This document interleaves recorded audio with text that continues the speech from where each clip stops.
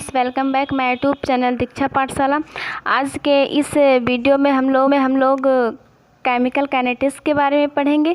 कहने का मतलब ये है, आज जो हमारी क्लास है, आज जिस क्लास को हम पढ़ने वाले हैं वो क्लास 12th की है, ठीक है ना।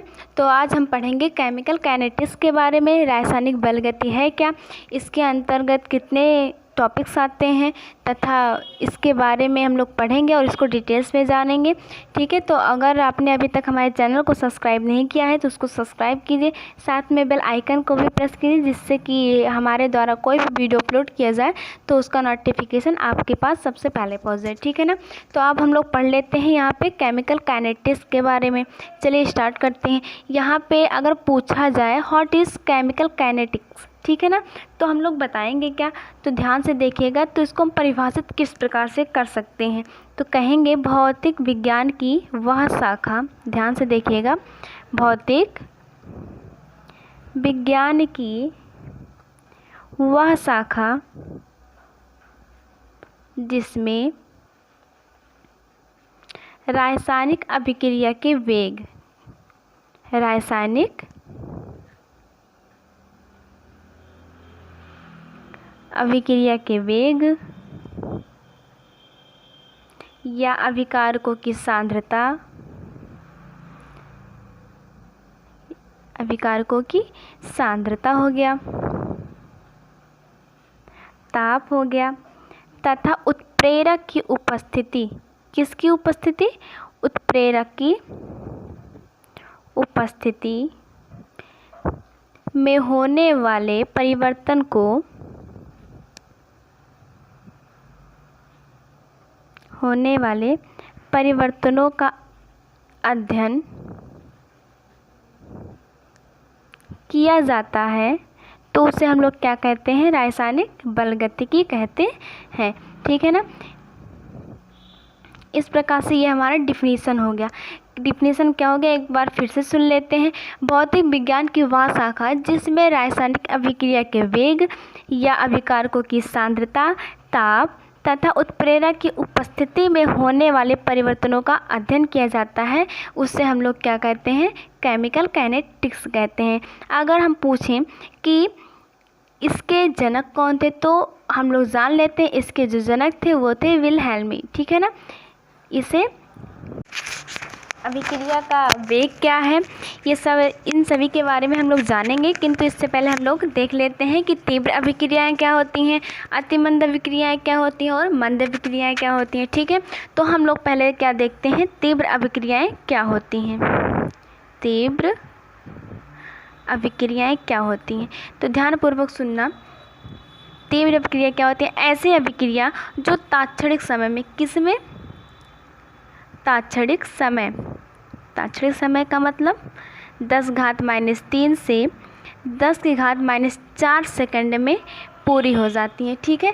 कहने का तात्पर्य है कि तीव्र अभिक्रियाएं जो होती हैं वो तात्क्षणिक समय यानी कि 10⁻³ से 10⁻⁴ सेकंड में पूरी हो जाती हैं, तो उसे हम लोग कहते हैं तीव्र अभिक्रियाएं कहते हैं।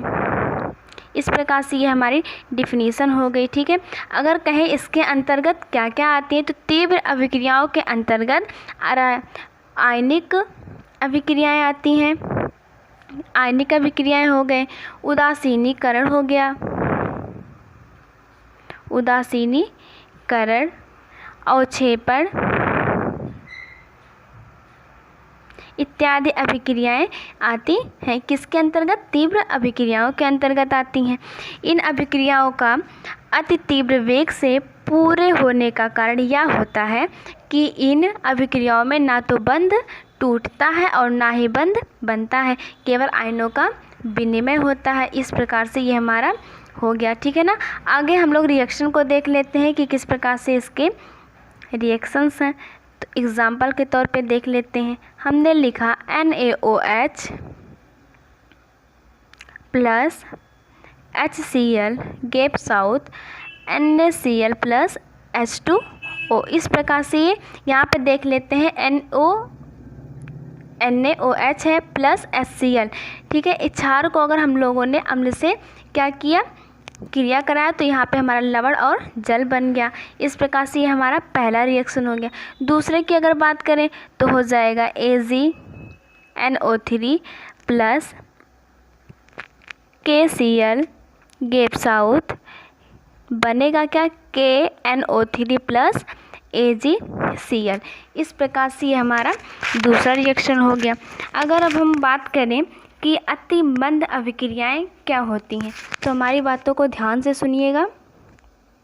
अति मंद अभिक्रियाएं, दूसरा है अति मंद अभिक्रियाएं।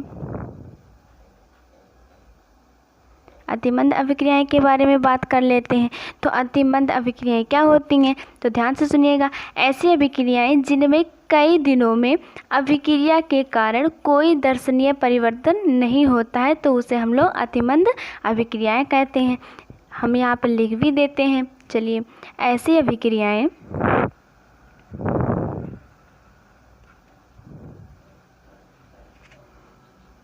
जिनमें कई दिनों में अभिक्रिया के कारण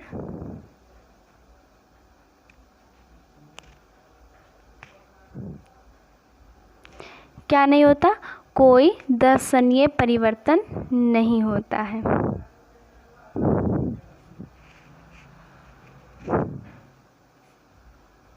नहीं होता है तो उसे हम लोग क्या कहते हैं, अतिमंद अभिक्रियाएं होते हैं। अगर इसके एग्जाम्पल की बात करना चाहें तो इसका एग्जाम्पल क्या हो जाएगा, इसको भी देख लेते हैं। इसका एग्जाम्पल हो जाएगा लोहे में जंग लगना, लोहे में या फिर लोहे पर जंग लगना। ये हमारा क्या हो गया, अति मंद अभिक्रियाएं हो गई। इसको देख लेते हैं। तो यहाँ पे अगर देखा जाए तो जो लोहा होता है उस पे जंग बहुत दिनों के बाद लगता है, ये तीव्र अभिक्रियाएं नहीं हो सकती हैं। ठीक है। अगर अब हम लोग बात करें मंद अभिक्रियाएं क्या होती हैं, तीसरा हमारा क्या है, मंद अभिक्रियाएं।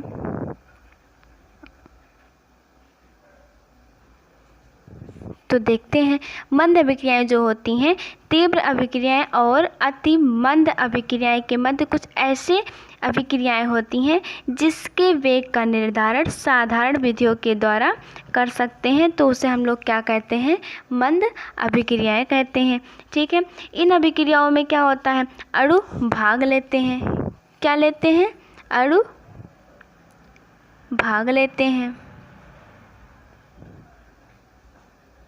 इन अभिक्रियाओं में अभिकारक से उत्पाद बनने में पुराने बंध क्या होते हैं, जो पुराने बंध होते हैं वो टूट जाते हैं। ठीक है।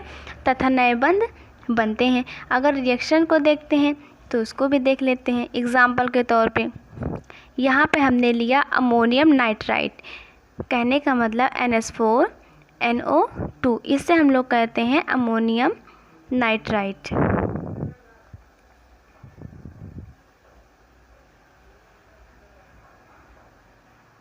अमोनियम नाइट्राइट कहते हैं। अगर इसे हमने क्या क्या गर्म किया तो यहाँ पे हमारा क्या बनेगा, N2 + 2H2O। ठीक है। इसको गर्म करने पर, कहने का तात्पर्य है अमोनियम नाइट्राइट को जब हम लोग गर्म करेंगे तो वह नाइट्रोजन और जल में क्या होता है, टूट जाता है। अगला जो हमारा टॉपिक है उसकी बात कर लेते हैं। तो हमारा जो नेक्स्ट टॉपिक है वो क्या है, प्राथमिक अभिक्रिया तथा प्राथमिक पद। अब हम लोग इसके बारे में बात करेंगे।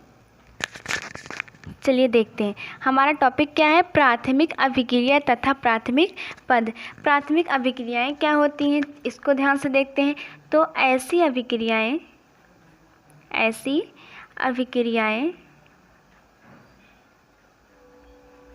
जो एक पद या सरलतम पदों में क्या हो जाती हैं, पूर्ण हो जाती हैं, तो उससे हम लोग कहते हैं प्राथमिक अभिक्रियाएं कहते हैं। सरलतम पदों में पूर्ण हो जाती हैं। तो इस प्रकार से किसकी डिफिनेशन हो गई, प्राथमिक अभिक्रिया की। प्राथमिक अभिक्रिया कहेंगे किसको, तो ऐसी अभिक्रिया जो एक पद या सरलतम पदों में पूर्ण हो जाती है, तो हमारा क्या कहलाता है, प्राथमिक अभिक्रिया कहलाता है। जैसे एग्जाम्पल देख लेते हैं। NO तथा NO3 के द्वारा, ये हमारा एग्जाम्पल है, NO3 के द्वारा NO2 प्लस O2 का बनना। एग्जाम्पल हमारा क्या हो गया, NO तथा NO3 के द्वारा किसका बनना, NO2 प्लस O2 का बनना। तो रिएक्शन को देख लेते हैं किस प्रकार से ये बनेगा। तो अगर NO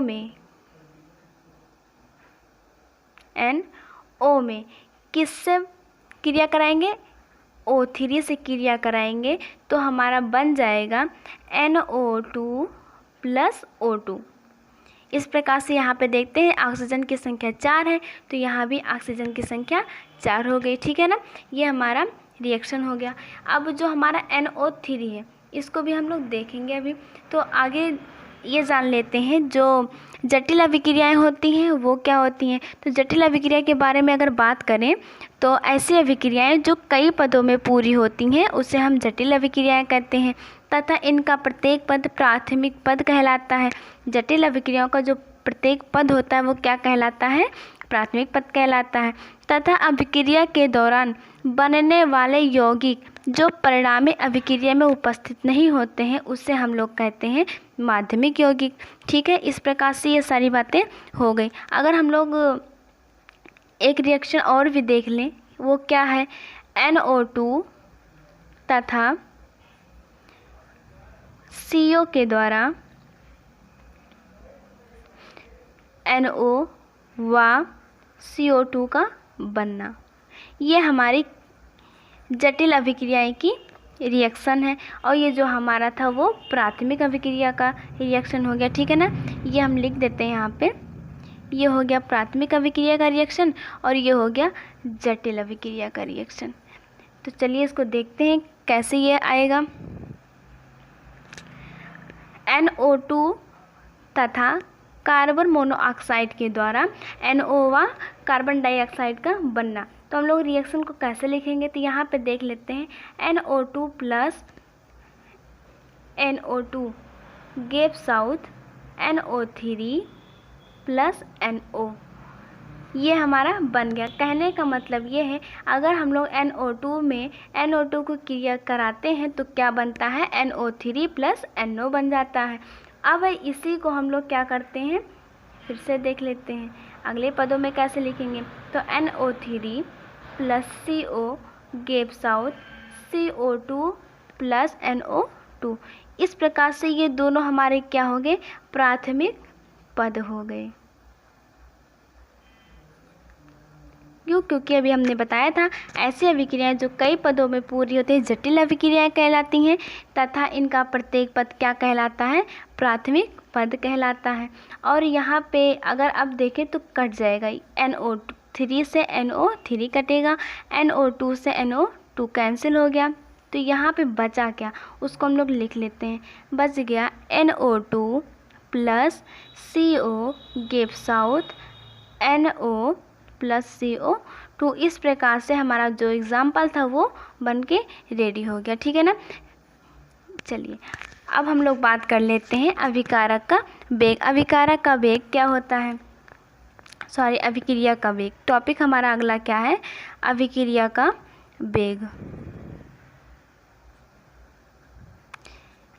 अभिक्रिया का वेग क्या होता है, तो इसको ध्यानपूर्वक सुनिएगा।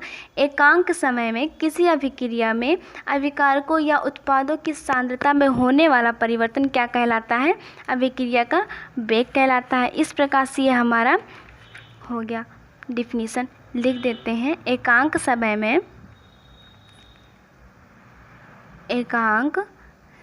में किसी अभिक्रिया में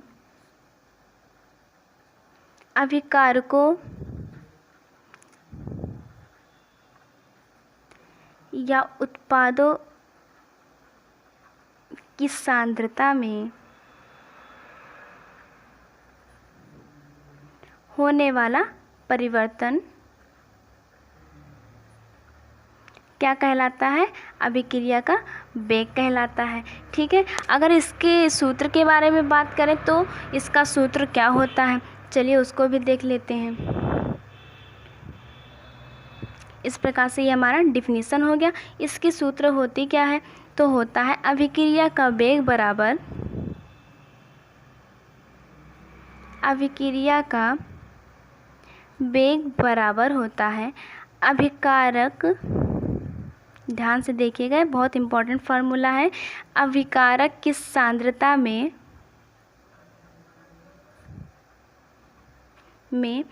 हुई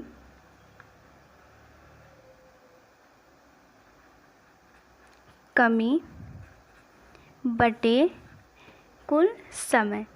ठीक है, इस प्रकार से ये हमारा फार्मूला हो गया। या फिर हम इसको ऐसे भी लिख सकते हैं, उत्पाद की सांद्रता में वृद्धि बटे कुल समय। यह दो प्रकार से है, ठीक है ना। उत्पाद की सांद्रता में वृद्धि बटे कुल समय। ठीक है, कहने का मतलब क्या है, अभिक्रिया का जो वेग है वो अभिकारक की सांद्रता में कमी और जो उत्पाद की सांद्रता है उसमें वृद्धि। ठीक है, अब हम लोग देख लेते हैं ये किस प्रकार से होता है। तो चलिए हम लोग लिखते हैं, हम एक समीकरण लिखते हैं, क्या? ए गिव्स आउट उत्पाद। ए माना हमारा क्या है? अभिकारक है, इससे उत्पाद क्या बनेगा तो देख लेते हैं। यहाँ पे अगर हम लिखें T बराबर 0 पर प्रारंभिक जो सांद्रता, प्रारंभिक सांद्रता यानी कि मोल प्रति लीटर। ठीक है ना। अगर T बराबर 0 समय पे, यानी कि समय अगर 0 हो तो अभिक्रिया तो बनेगा, लेकिन जो इसका उत्पाद है वो 0 रहेगा। अगर T बराबर क्या हो जाए? T सेकेंड हो जाए, क्या हो जाए? T बराबर T सेकेंड हो जाए तो शेष सांद्रता किस में रहेगी? मोल प्रति लीटर में। चलिए देख लेते हैं, अगर T बराबर T सेकेंड हो जाए तब हमारा अभिकारक क्या होगा और जो उत्पाद क्या होगा। तो जो T बराबर T सेकेंड है वो हो जाएगा, यहाँ पे हमारा जो उत्पाद बनेगा वो x हो जाएगा। अभी हमने बताया अभिकारक की सांद्रता में कुल कमी हो जाएगी, यानी कि हुई कमी, तो अभिकारक जो है उसकी सांद्रता में कमी, तो a माइनस x हो जाएगा, यानी कि सांद्रता में कमी हो गई। इस प्रकार से हमने इसको लिख लिया। आगे अगर बात करें इसको तो हो जाएगा क्या? अभिक्रिया का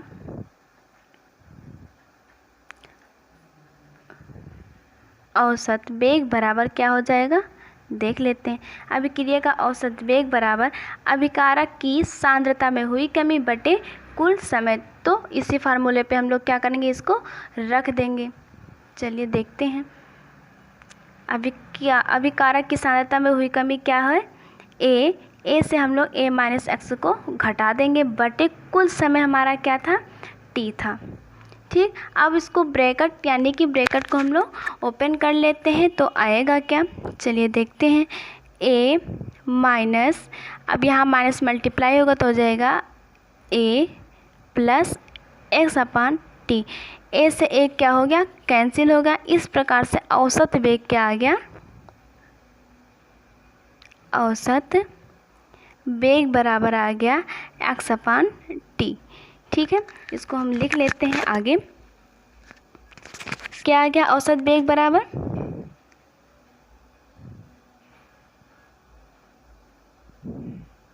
औसत वेग बराबर आ गया एक्स अपान टी। इस प्रकार से ये हमारा फार्मूला निकल के आ गया।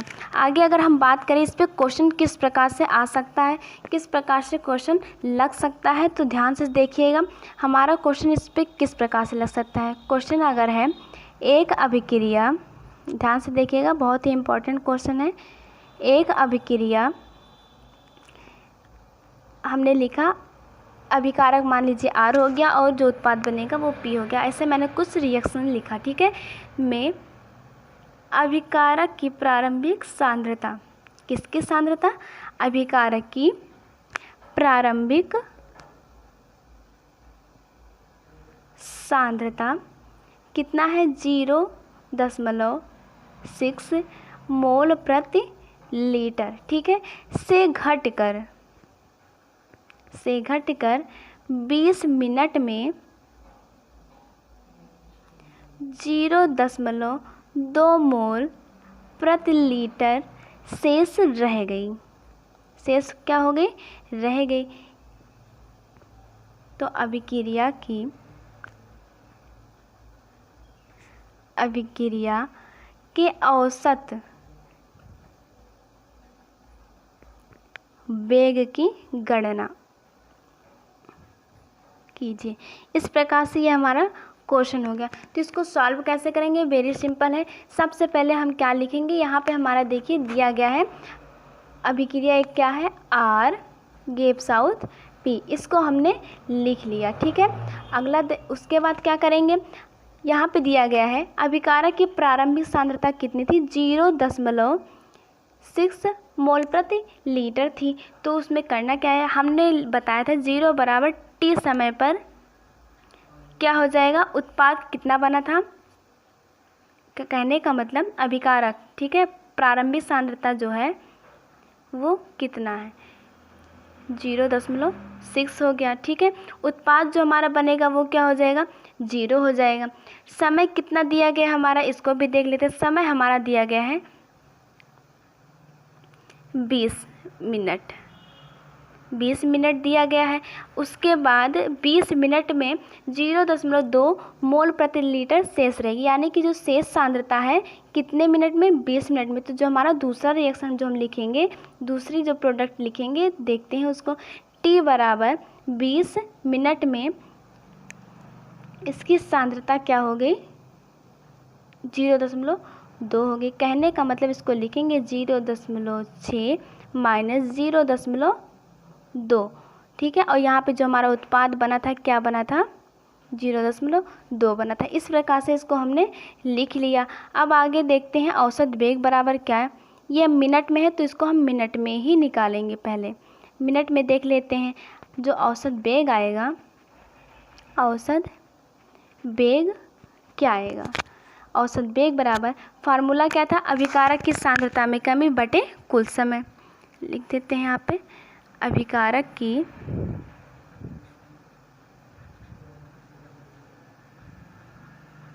सांद्रता में कमी बटे कुल समय, ठीक है। ये हमारा फार्मूला था। तो इसी पे हम लोग रख देते हैं। अभिकारक हमारा क्या था? 0.6 माइनस 0.2। तो अभिकारक की सांद्रता में कमी हमारा ये था, तो इसको लिख लेते हैं 0.6 माइनस 0.2। कुल समय कितना दिया था? 20 मिनट दिया था, यहाँ पे हमने लिखा है, तो यहाँ पे लिख देंगे 20। अब इसको हल करेंगे तो आएगा 0.4 बटे 20, ठीक है। अगर इसको भाग करेंगे, यानी कि यहाँ से हम दशमलव को अगर हटाएंगे तो यहाँ पे 0 बढ़ जाएगा, आ जाएगा औसत वेग बराबर, यानी कि वेग बराबर क्या आ जाएगा?